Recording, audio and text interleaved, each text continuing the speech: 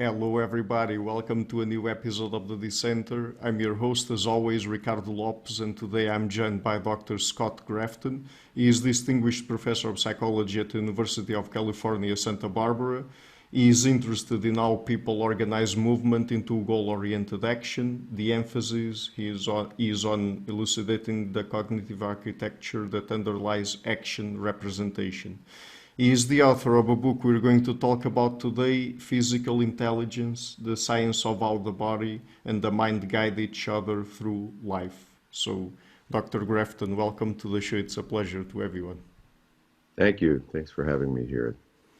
So, my first question would be, what is embodied cognition and in what ways does it differ in terms of an approach to cognition in comparison to how it has been traditionally approached?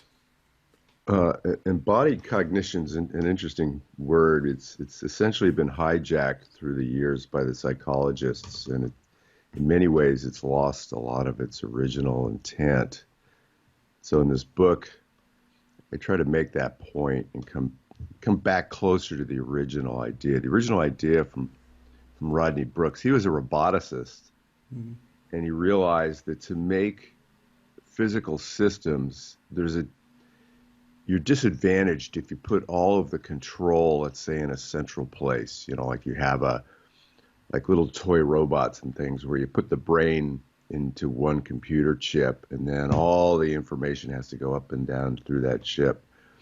In natural systems, things are delayed, they're slow, and they're noisy. So that leads to a lot of vulnerabilities. And so the idea was make the body smart as well. And so you can do that, by having spinal cord do a lot of the things that the brain doesn't need to do, your reflexes.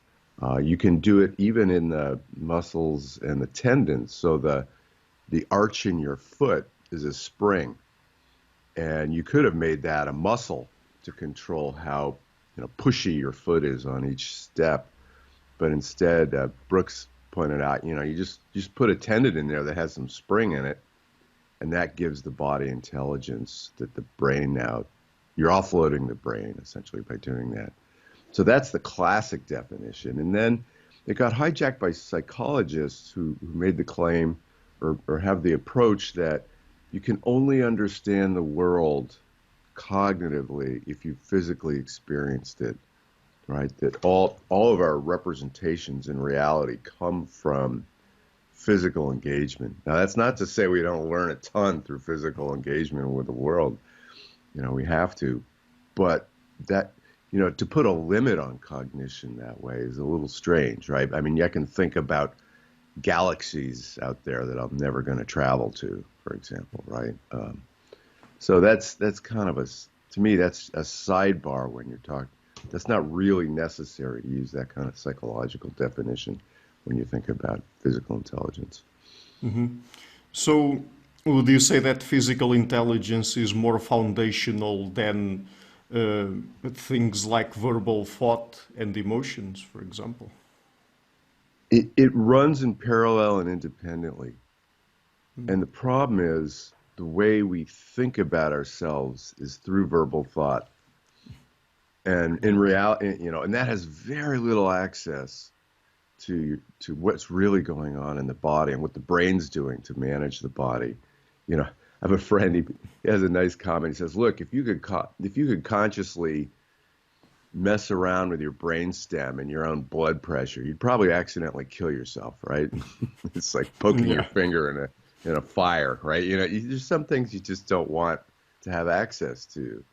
And so there's this beautiful design principle, just inherent to our nervous system, where we have very bad access to body knowledge through conscious and verbal thought. And so getting at that kind of intelligence, you have to kind of come at it with different strategies than just sort of introspection and observing other people and coming up with narratives about, how their bodies and brains might be interacting. And what about learning? How much of a role does it play in physical intelligence? Yeah, it's everything, right? when I started, I don't know, 30 years ago, whatever, there was a sense that, there's a very narrow set of learning mechanisms in the brain. There's one for remembering episodes and events in your life. There's one for learning physical skills and a few other things. And it was very, very limited and very specific brain areas that did the learning. And kind of what we've realized ever since then is just pretty much the entire brain is continuously learning. Every bit of your brain is adapting and modifying synaptic transmission and sort of constantly tuning. And in that perspective, physical skills are things you acquire through experience and learning, but you also forget them. If you haven't played tennis in 20 years, and then you pick up the tennis racket, you're going to be rusty, right? I mean, it's just, you're not going to be good at it for a while. And you're relearning. And relearning is everywhere in physical movement. If you just think about walking, anybody who's been laid up for 2 weeks, those first few days of walking are very different. Learning to walk on uneven surfaces. It takes skill to do that, and you forget how to do it, get rusty. So we're constantly learning, I think. And there's lots and lots of systems that support all this. I mean, there's lots of detail to that we can get into, but that's the basic concept. Mm-hmm. So is physical intelligence adapted to the kinds of environments we evolved in? I mean, because of the way our body is structured, it has probably evolved to deal with the kinds of environments we lived in and evolved in, correct? Yeah, this is speculation, but I think the fact is, and our perspective is, worlds have always been like the world we're in right now. Kind of that's how we see things, right? So we have sidewalks and we have stairs and escalators and elevators and surfaces are smooth that we get around on. We have nice buildings and so forth. But those fabricated environments, if you think of the 75,000 years of human evolution, those environments are only less than 1,000 years old, probably 500 years old. So it's a very new invention, the kind of environment we're in. And so it's just not the way the system evolved, right? It didn't. If imagine a world that was perfectly smooth, right? That there were no bumps on any paths, which is kind of the world we've created for ourselves, right? Sidewalks and things. We would have evolved to have a very different kind of walking machinery. We wouldn't have needed one that has the ability to step high, step low, to dodge things and so forth. So yeah, I think we really, our bodies were tuned and designed for environments that a lot of us don't experience frequently. And so that raises a sort of a health question, right? Like, should we, is it good to be in those environments? Is it good to revisit them? And I think, I kind of go on a tangent in the book at the end, but I'm certainly a believer that sort of physical engagement in natural worlds really is good for us. That's like a key to health, and creating that opportunity for everybody is critically important. Mm-hmm. So let's now get into specific aspects of cognition. How do we create a mental space that is a mental representation of the spaces we move in? Yeah, so this is a little bit sort of voodoo, or because there's not a lot of science on this, and so this is where I was sort of a dissenter with my colleagues, I guess you could say, because if you think about attention and our understanding of space, at least the way we study in cognitive neuroscience, 99% of it is done through looking at how we narrow attention and how we filter information. It's like we, use a telephoto lens to zoom in on things. That's experimentally really easy to do. And there's lots and lots of studies showing some of the mechanisms by which the brain does that. But there's the flip side, and that is, how do you open up your awareness, like to a broader environment? And we do that all the time as well, but we just don't study that as much. I was thinking, trying to think of a good example. Last week I was hiking in the mountains, and it was wooded, and it got really windy and really gusty, so gusty that tree branches way up high above me were breaking off and falling to the ground. So there's this threat of being crushed to death by a tree limb. Yeah. Let me tell you, when you're in that environment, you have a very open sense of awareness, right? Your attention broadens widely, and you're really looking for salient cues in the environment. And so that's kind of the attention that I'm interested in, that gets sort of left out in the academic space. And it looks, we have a skill to do this, and there's probably, limits to what you can do when you broaden your attention. But it certainly is an exciting space to be in when you're in these wild environments and you're kind of monitoring the world that way. I think it takes experience and skill to sort of know what to monitor for, to know what kind of salient cues to be sensitive to, but we certainly have the capacity to do that. And we think there are brain systems that support this. Interestingly, if you look like in a macaque monkey, it sort of lives in the wild, they have very robust systems for this sort of wide angle attention, and sort of weak systems for zooming in, whereas we kind of have both of these systems. And in development, like in teenage kids, it's probably the case that sort of the wide angle attention, the wide scope view of the world comes in before their ability to focus. And that creates a mismatch for them in kind of their school environments, where they're expected to just focus. But developmentally, they're still not quite there yet. Mm-hmm.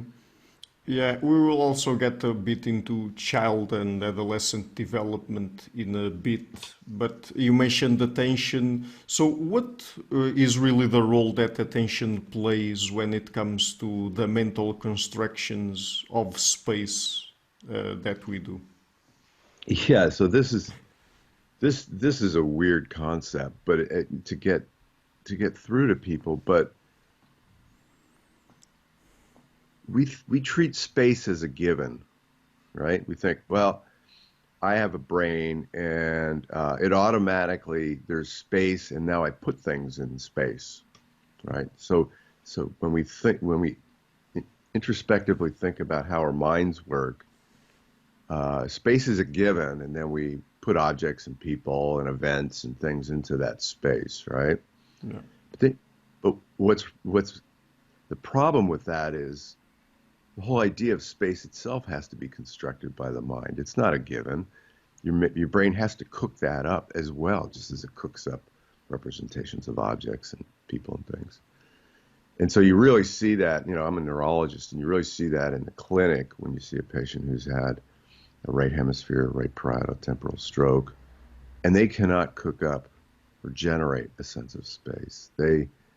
They will have gaps in space, and it really is like a black hole. There's just parts of existence that they're not there for them, because even that starting condition of having space is not well grounded. It's not well formed. And so that, it's really, I think, an important insight that you don't, all physical action and how we move starts with, where are we in space? What's our relationship to the environment? What's our physical shape? And if you can't generate space itself, you're going to have, real problems with physical movement and physical action. And what did you learn about attention by studying child and adolescent development? Well, that's not really my expertise, but I think the important point is this one I mentioned earlier, that we assume that by the time a person is in, let's say, high school, they have fully developed capacities to control their attention, both to narrow attention and to broaden their attention. And there's probably a disconnect there. It's probably the case that the capacity to really regulate attention, to focus your attention and sustain attention, takes longer. It's not until you're probably mid-20s that really anchors in. There's going to be variability from person to person. Whereas this ability to sort of be easily distracted, which to me is a great evolutionary ability. Distraction suggests you're very good at monitoring your environment. And when stimuli come in, you're going to check them out, right? Mm-hmm. And that's the normal teenage, boys more than girls, but yeah, that's how their brain's working. It's monitoring their environment. Now you can go back like 40,000 years ago and you can speculate, and this is all, who knows, this is just so stories, but you can imagine a young boy in a complex environment, primitive environment relative to ours, where that kind of distractibility is a good thing, right? That adds intelligence and strength to a group because they're monitoring the environment. Let's say other people are focused in on doing, specific tasks, or if they have big brothers and or enemies, that also gives them advantages as well because they're looking out for trouble, social trouble. So what we see now as weaknesses could easily have been strengths in the past in other environments. Mm-hmm. We've been talking about attention. What is vigilance and how does it work? Oh, yeah. So this is another sort of dissenter viewpoint, right? If you say, all right, how do we study attention? Or how do we study vigilance? Most investigators will take the approach of, I'm going to give you the most boring task I can think of. Like, I want you to stare at a computer screen and push a button whenever a dot on the screen disappears, right? Mm-hmm. So it's the most unnatural concept or definition of vigilance. It's very convenient from an experimental standpoint, right? Because you can look at how, if a person hasn't had sleep, they'll start missing these little changes on the screen. That's all fine, but to me, it's just not particularly important when you're looking at natural physical intelligence. If I say, okay, there might be threat out there, like we're camping and we think there might be a bear in the campground. There's a fundamentally different kind of vigilance you're now going to display, right? Your attention is going to be broadened, and you're also going to have a far more refined and sort of robust ability to maintain awareness of the environment for longer periods of time. And you're going to use more resources to do that. So trying to capture that sort of rich vigilance you see in the natural world, I think is really important experimentally. Mm-hmm. And do we know if vigilance is learned or genetic or innate, let's say? I don't think we do. Certainly people will learn through experience in natural environments what kinds of threats or opportunities are more or less important. So that kind of high level learning is definitely there. You think of soldiers, right? They're going to learn the kinds of environments that require different kinds of vigilance. Mm-hmm. And of course, this kind of system can get hijacked as well. One of the interesting things about post-traumatic stress disorder is you'll see essentially hypervigilance in environments where it's not necessary. So people come back from war. Essentially, they're monitoring, a shopping mall as if there are shooters in it, right? And there are threats in it. So yeah, that kind of shows you it can be learned, and that learning can actually get hijacked, probably with chronic exposure. But what are generally the things that people tend to pay the most attention to when they move in the world? Oh yeah, so this is interesting. So now we're talking not just about sort of sitting here and attending to something to the left or something in the whole room, but what do we do when we start moving through space? Yeah. And this, again, this is a really good example of how your introspection is very different from what's actually going on. And so you might think, well, I'm looking at the things in the windows at the, stores on the street, or I might be looking at people's faces, or I might be looking at reading signs or billboards, or looking at our phones. Yeah. Uh,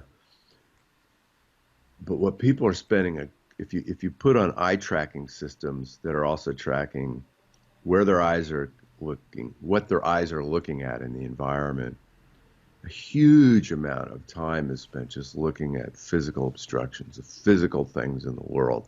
Like we don't like to bump into things, right? And it turns out that it takes a lot of eye movements and a lot of energy to just track the environment that we're walking through. So we're looking at all these trees and fences and other people, not their faces, but their bodies, so we can dodge them.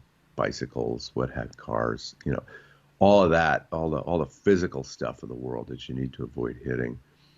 We really we spend a good chunk of our time in that space, and we're completely unaware of it, right? We're just doing that. So it's like we have these dual processors: the one for looking at the entertaining things, and then another one for keeping us out of trouble. It's Uh, quite beautiful. yeah. What is it that in the book you call affordances? Yeah, affordance. I love affordances. Such a great concept, and it too gets hijacked in the psychological literature. Um, but I like to go back to Gibson's sort of original definition. Um, he was really interested in sort of, I have to put this in a nice way, sort of how do we fit in the environment, right? Like, and it follows on from moving through the environment. Um, we're not just objects that run through the environment like a bull in a china shop. Uh, we flexibly adapt ourselves to fit into environments, right? Like a lock and a key, the way the key goes into the lock. And we can change ourselves. So there's all different kinds of locks we can fit in, actually.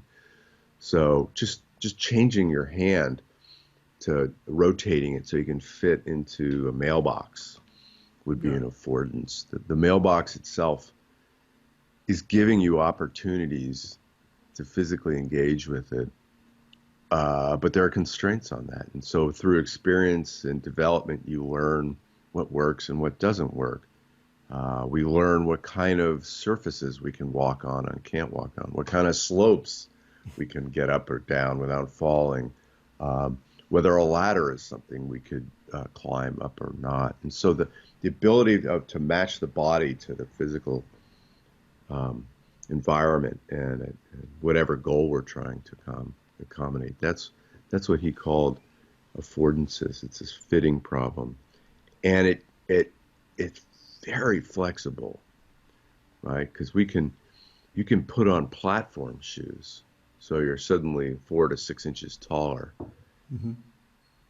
and all your affordances change. Suddenly you can sit on things you couldn't sit on before, and you instantly recognize them as things you can sit on, right? And you don't have to think about that; it just happens. So your brain is calculating all these opportunities, like where you could sit. For you under the hood automatically. So that's really important for understanding sort of what, you know, how we kind of interact with our environment. Does the way objects look to us depend on our experience with them? Certainly, sure. yeah, I'm not quite sure what you're thinking of here, but um, anytime you pick up something novel, you create a powerful representation of it. So this is what children just watch a 2 to 4 year old, and what you're seeing is they have to figure out like, okay, this thing looks a certain way, it has a certain texture. Now I pick it up and it has a certain physicality to it, that, through its weight, through its dynamics. Was it flip flop? Was it a floppy object or is it a rigid object? All these relationships between what it looks like and what it feels like, and when I pick it up, the heft it takes, what my arm has to use to manipulate it, all those have to be bound together. And there's just a beautiful series of studies over the last 15 years showing sort of all these brain systems that relate to each other to make that happen. And I think the big sort of change in cognitive neuroscience has been, we sort of looked at, okay, here's the visual system, and here's the tactile system, and here's the proprioceptive system for feeling the weight through the muscles. Mm-hmm. And those are all sort of separate, tracts that you have in your brain. But to solve the problem we're talking about, those all have to integrate, right? You have to understand the relationships between all those different properties. And so that's kind of where the cognitive neuroscience has gone, is both understanding the brain wiring, the connectivity between those circuits, as well as how they teach each other in development. It's been a really beautiful kind of set of experiments. And there's the other aspect of this, I think, that's really kind of interesting is, even though there's like an infinite variety of objects out there, I mean, just look around you right now, the number of things that are in front of you. Your hand can actually deal with the vast majority of those with a pretty limited set of hand shapes. Mm-hmm. So we evolved to have this sort of multi-purpose grasper that can do a beautiful job with most objects, with, let's say, 13, give or take a few, canonical hand shapes. So that really makes it computationally easy for a brain. And the roboticists are picking up on this now, and they make sort of anthropomorphic types of artificial limbs for humans. Yeah. So another topic that you also talk about in the book is body schema and body self-image. First of all, how does the body keep track of its own shape and size? Yeah, well, we don't really know, but I certainly speculate a lot in the book. I mean, this is again, it's like there's all these things you have to solve to physically move. And the more you think about it, the more you realize this is a really hard problem, right? So if you think about a map, like where are you on a map? You could sort of, like the people who study the hippocampus, and this part of the brain that creates almost grid-like maps of the environment, and then you're a spot on that map, right? It's a flat map, it's two-dimensional, the map's static, everything's good. Okay, that's fine. Okay, now think of a body. It's three-dimensional, so it's a volume. It's got all these limbs, the appendages sticking out everywhere. It's got a head turning all around, and it's constantly moving, right? So it's constantly reshaping itself.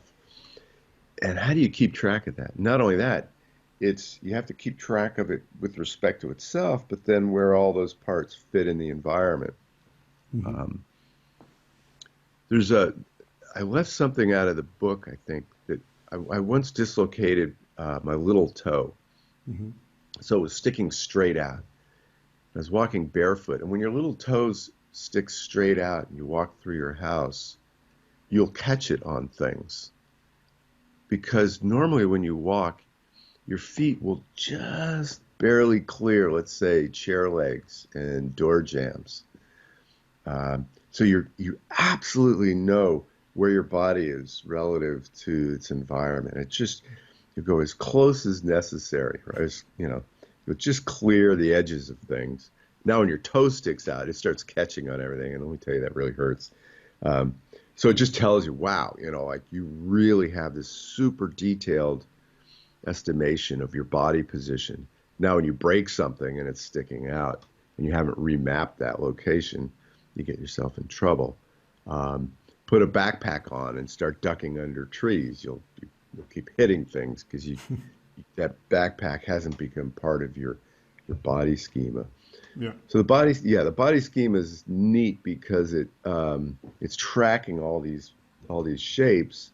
It can learn some things. It learns quickly, some slowly. Um, some people are better at it than others. Certainly, the more you do certain activities, the better you tune it. Think of divers, like platform divers doing multiple flips, or gymnasts, sort of the demands that they have to make on their body schema to get it shaped just right. So you can't, they show you can learn an awful lot with schema.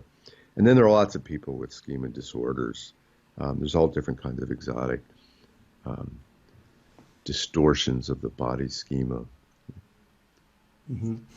So, does the way people keep track of their own body also depends on their experience?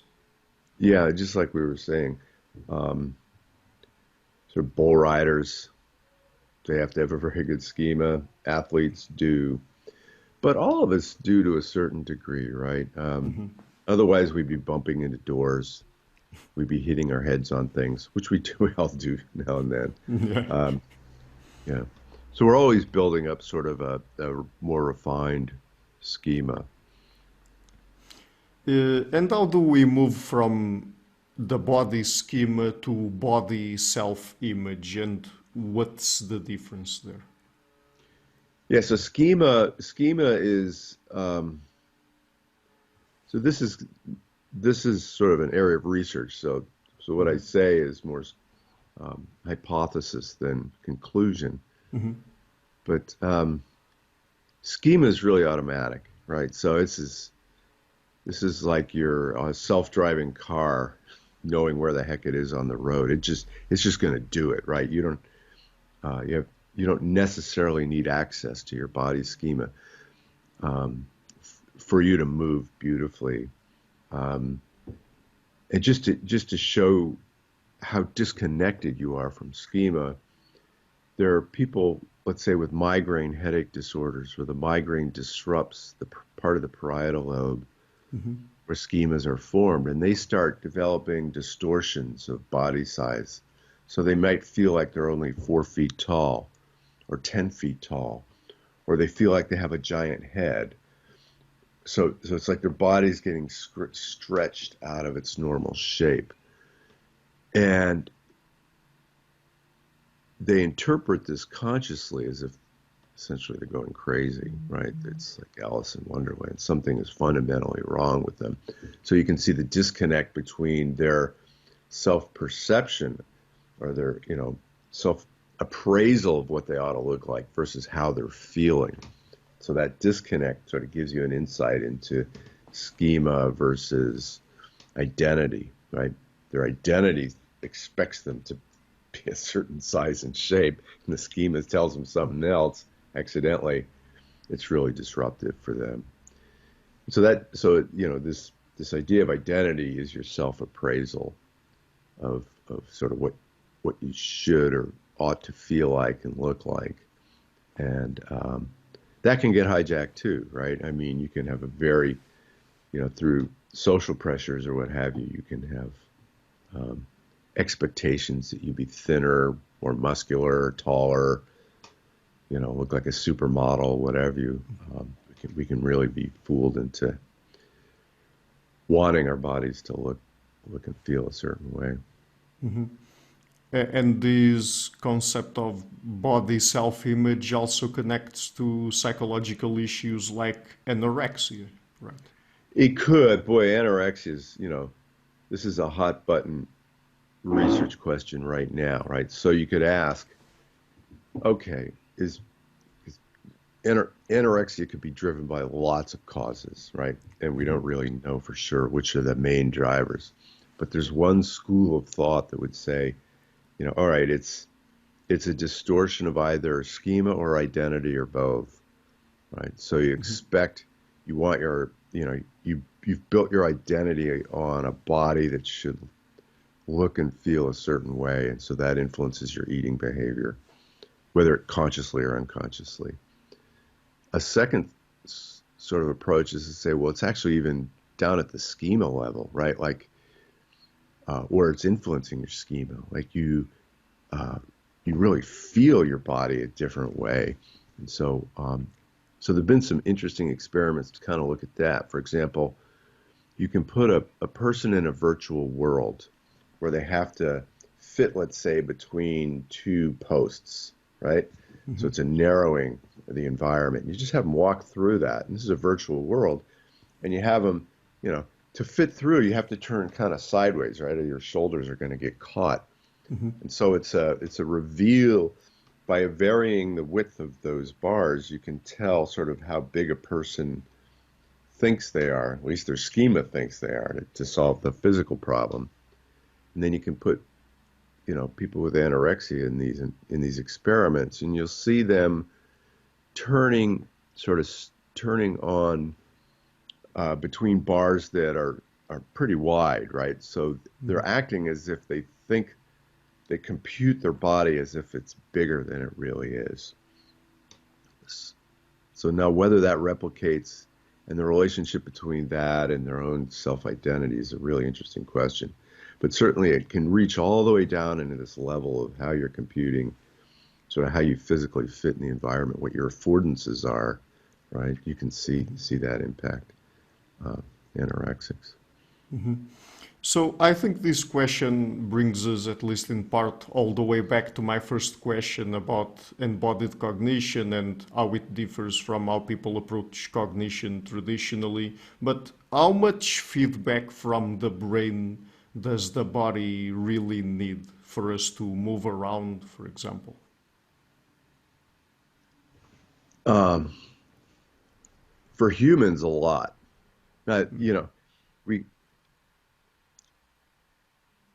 So if I were to rewrite the book now, mm-hmm. the way I would approach this is the concept of levels and layers, which is something a controls theorist, John Doyle at Caltech, has really introduced.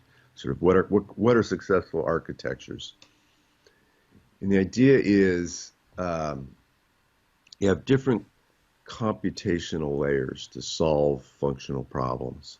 Mm-hmm. And that's represented anatomically with different levels. So let's say your cortex, your brainstem, and your spinal cord are fundamentally different anatomic levels. And they've got their own circuits and reflexes and all kinds of things in them. But then layers are different ways of solving those problems between the different levels. So let me give you an example. For a cat can, use its paws to reach in and grab food and pull it out of a well or a little bucket or whatever.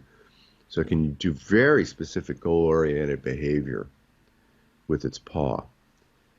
And that's done through vision and the cortex and motor areas and a lot of computational problem solving. Now you can take that same cat and you can essentially take its cortex out, right? So it's a decorticate cat.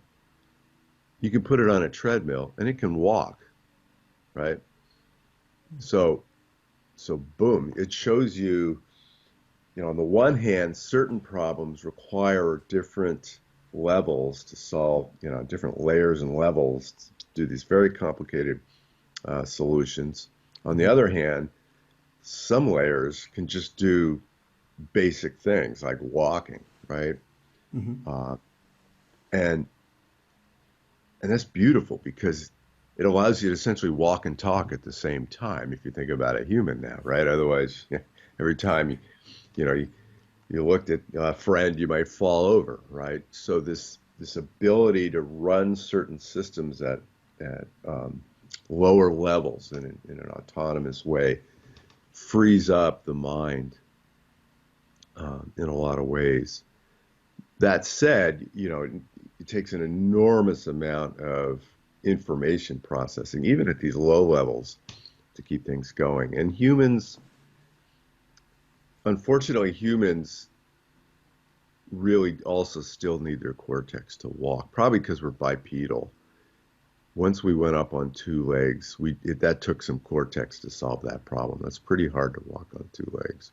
So we're not like a cat where, we can, if you have a stroke, you think, well, this is a big deal and for neurologists because you think, well, if you have a stroke in your cortex, maybe we can just train the spinal cord and brainstem in a person to learn how to walk again. But that's very hard to do. It doesn't work too well. You really need your cortex. So, do we know how people learn new skills and what does physical intelligence add to the picture here? Yeah,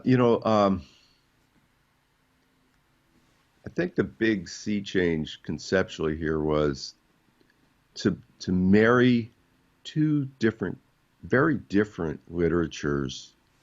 One was from the psychology literature, understanding the conditions under which people learn more quickly, like physical skills, like learning how to tie your shoes or, button your buttons or put on a belt, cook a meal. So there's just sort of a general, like, what works, what doesn't work, what makes you go fast, what makes you go slow. Mm-hmm. And then the other literature is called reinforcement learning. And it really started in robotics. If you have a robot on a machine line and you want to train that, let's say to cut a piece of metal or rivet a door onto a car frame in a car factory, how do you train that robot to do this thing precisely? So that's a computational problem. And those got married. And then we started to realize, well, a lot of these solutions get determined by brain dopamine systems. You've got a reward system that essentially with really effective training signals. So as an analogy, it's a little bit like coaches. What makes an effective coach? In the case of reward learning, you do the action and then you get the feedback from your coach. So, you might jump off a diving board or you might do a gymnastics trick, or you might swing a hammer to try to hit a nail. Yeah.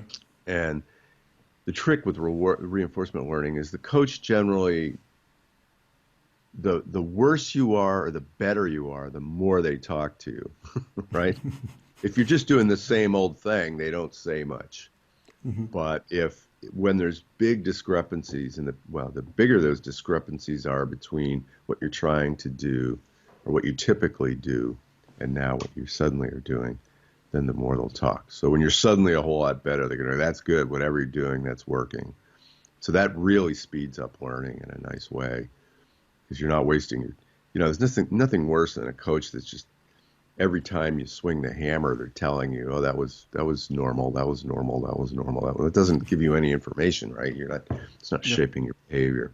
So it's the divergences that drive learning in that case. So that, and then another learning engine in the cerebellum is critical as well. And there it's the sort of learning on the fly. It's the coach that's talking to you the whole time. You're let's say learning to drive a car and they're sitting next to you and saying, no, steer a little more to the right, steer a little more to the right, now steer a little more to the left, no, put the brake on now, put the gas on now, right? That kind of a coach that's giving you the continuous feedback and shaping sort of different, behavior as it unfolds. You really need both of those kinds of learning engines, and together they really drive skill acquisition. Do the tools people use also become part of their own identity? Yeah, so this was an old question from the affordance literature, right? Like you pick up a screwdriver and you're gonna screw a screw. turn a screw. Um, is the screw just an extension of your finger, right? Or you know, do we sort of inhale that into our own body schema? It becomes part of the schema itself. And the answer is yes and no, right? You can see evidence for this in certain kinds of experiments, where in reaching tasks, when you have grabbers, for example, it's as if that grabber is now an extension of your own arm, and your body schema will adapt to that shape. So yeah, you can see examples where sort of we inhale tools into our own body schema. This is really kind of interesting effect. But then there are probably also, there are probably tools where that's not the case. They're just the way they work. It's too different from our own body schema. It has to be, they're acting remotely from our schema. Mm-hmm. Think of, for example, suppose here's a good thought experiment. Suppose, there's that robot arm on the International Space Station, right? And now you're down on Earth with a little joystick controlling that robot arm. Is that robot arm an extension of your own body scheme at that point? It's so disembodied, literally, right? It's out in space, right? It's thousands of miles away. Is that part of your schema? There, I don't, probably not, but we don't know. But if it's something right in front of you, like I'm going to make my hand a little bit longer with some tweezers, yeah, we can inherit that thing into our body schema. Mm-hmm. So I have here 2 or 3 more questions, more general ones. How do you look at the relationship between the brain and the rest of the body? Well, brain is part of your body. That's the first weird thing, right? But it's got so much control. We treat it as a separate entity. So, if you're talking about health, okay, whether it's making a healthy person healthier or trying to make an unhealthy person healthy, they're inseparable. They're fundamentally the same. Health is, you could define as the exquisite integration of what the brain needs to do and what the body needs to do together. The key idea here is allostasis. And I didn't talk about this in the book, but it's really, really important idea. The idea that what the brain gives the body to sustain health more than anything is prediction, right? You want to anticipate what the environment's going to do to you and already start making changes in your organs, right, to reflect that. If you're going to be, if you see a meal that's full of fatty foods or full of bread or full of meat, you want your digestive organs to already be secreting whatever appropriate enzymes there are for fat, bread, or meat, right? That's anticipation. That's going to make you digest better, and it's going to give you more energy, and it's going to empower you. And so it's the brain that does that because it's perceiving the food, right? It sees the food, smells it. Even before it starts eating it, it starts doing this. It's anticipating. Your heart, right? Just, like, oh, I have to walk up a flight of stairs. You don't wait till you're halfway up the stairs and out of breath to get your heart rate up, right? It starts very, very quickly. So it's anticipating. Every organ's doing this all the time. They're anticipating what the environment will take. Now, some people would call this stress, but this is just living in a natural world, right? You have to anticipate everything. It's not just, fighting or fleeing from, danger. It's just working with the environment requires this kind of anticipation. What do you think about the idea of modularity of the brain? Yeah, that's a good question. So we go back and forth. Okay, so in the 1980s, right, it was really, that was the era of modularity. And it started with behavioral neurology, which I kind of came out of, where if you have a person with a focal brain injury and they have a very specific deficit, right? You could say, oh, there must be a part of the brain that does that computation. And my favorite example is a study that contrasted two patients, one of whom, after their stroke, they could no longer name fruits, and another person, after the stroke, they could no longer name vegetables. So immediately makes you think there's a part of the brain that's storing fruits and another part that's storing vegetables, right? Yeah. That's like a really extreme case, right? And that's pretty unusual. But there clearly are modules in the sense that, if I damage your visual cortex, you're going to have a hard time seeing. If I take out your motor cortex, you're going to have a hard time moving, and so forth. So modularity works up to a point, but then, then there's a point where you just have to tie it all together, right? And I think that example of understanding what an object is a really good example of that. You could have a module for recognizing objects through vision. You could have a module for recognizing objects through touch, or through physically interacting with picking the object up. But at some point, those bits have to talk to each other, particularly as you're learning what things in the world are. And so modularity starts to break down once that problem is introduced. You have to tie them all together into networks. So that's kind of where the field is now. It's trying to make sense of brain networks with the limited tools we have available to sort of map them in the first place. Mm-hmm. And it's clear that just as there are modules, there are limits on the networks that the brain has. It's not like every part of the brain talks to every other part. It's pretty constrained. And that helps. Making things sparse like that helps computationally solve a lot of what it has to do. Mm-hmm. So one last question. Do you think we can improve artificial intelligence with the knowledge coming from physical intelligence or embodied cognition? I would hope so. And the place where it's going to so where AI is really good right now is in like scene recognition.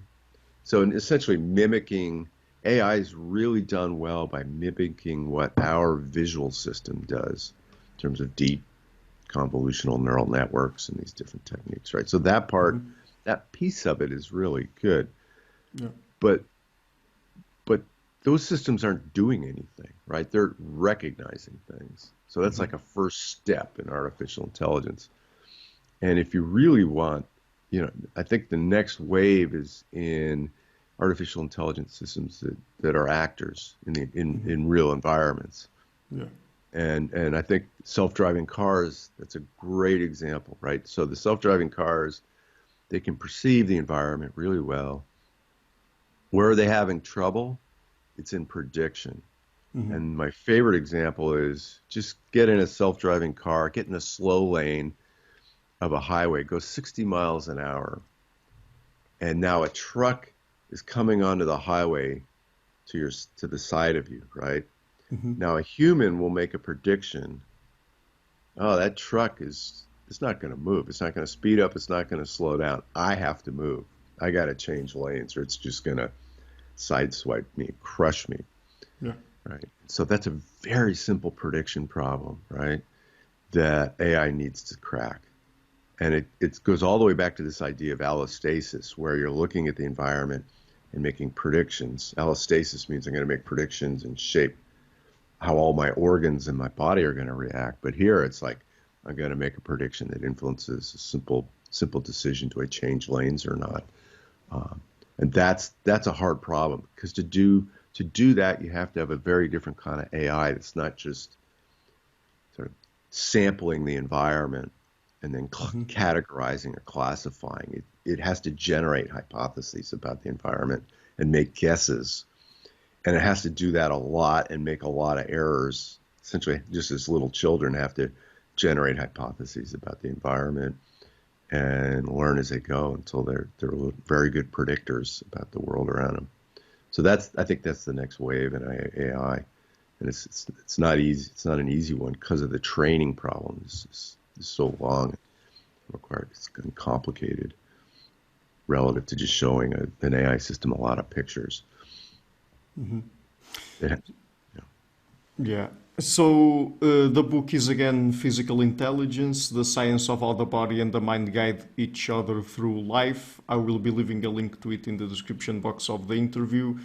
Dr. Grafton, would you like to mention any places on the internet where people can find your work? We have a lab site, but I avoid social media as much as possible, so gets hijacked too easily. Yeah. All right. Yeah. Okay. So thank you so much for taking the time to come on the show. It's been a real pleasure to talk to you. You too. All right. Hi guys, thank you for watching this interview until the end. If you like what I'm doing, please share it, leave a like, hit the subscription button, all of those things you already know. And please consider supporting the show either on PayPal or Patreon. All of the links will be in the description box of the interview, starting at $1 per month, so it would be a great help. This show is brought to you by Enlights, Learning and Development Done Differently. Check their website at enlights.com. I would also like to give a huge thank you to my main patrons and PayPal supporters, Karen Litske and Blanchett, Pererga Larson, Lau Guerrero, Francis Ford, Hans Frederick Sunder, Ricardo Vladimiro, Greg Healy, Adam Castle, Olaf Alex, Jonathan Wiesel, Jacob Klinkby, Matthew Whittingbird, Arno Wolf, Tim Hollis, Eric Alenia, John Connors, Paulina Barron, Philip Force Connolly, Jerry Mueller, Herbert Gintis, Rutger Vosbo, Weingard, Rebecca Newberger Goldstein, Dan Demetrio, Robert Windager, Rui Narcio, Arthur Coe, Zup, Marco Neves, Colin Holbrook, Susan Pinker, Bernardo Seixas, Pablo Santurbano, Simon Colombo, Jorge Espinha, Phil Kavanagh, Mark Blythe, Roberto Inguanzo, Michael Stormir, Eric Neumann, Samuel Andreev, Tiago Nunes, Bernard Ugni, Alexander Dunbauer, Fergal Cusson, Evan Bodrenko, Al Herzog, Don Ross, Jonathan Librant, Oslam Bullitt, Nathan Nguyen, Stanton T, Samuel Correa, Eric Hines, Mark Smith, J.W., João Eira, Tom Hummel, David Sloan Wilson, Yacila Dez Araújo, Eden Solon, Romain Roach, Dmitry Grigoriev, Diego Antonio Correa, Tom Roth, Yannick Punter, Adana Rusmani, Charlotte Bliss, Nicole Barbaro, Adam Hunt, Pavel Ostazewski, Nelek Bach, Catherine and Patrick Tobin, Al Ortiz, Guy Madison, Gary G. Hellman, João Linhares, Lida Cosmidis, Sam Afzal, Adrian Yegi, Nick Golden, Paulo Tolentino, João Barbosa, Jules Price, Edward Hall, Edin Bronner, Franca Bortolotti, Gabriel Pons Cortez, Ursula Litske, Denise Cook, Scott, Zachary Fish, Tim Duffy and Trader in NYC. My producers Izar Webb, Jim Frank, Lucas Stafiniak, Ian Gilligan, Luis Caetano, Tom Van Nagdam, Curtis Dixon, João Linhares, Benedict Mueller, Vega Guidi, Sardus France, Thomas Trumbull, and Nuno Welder. And my executive producers Michel Rugieski, Rosie, James Pratt, Matthew Lavender, Sergio Codreanu, and Bogdan Kanivets. Thank you for all.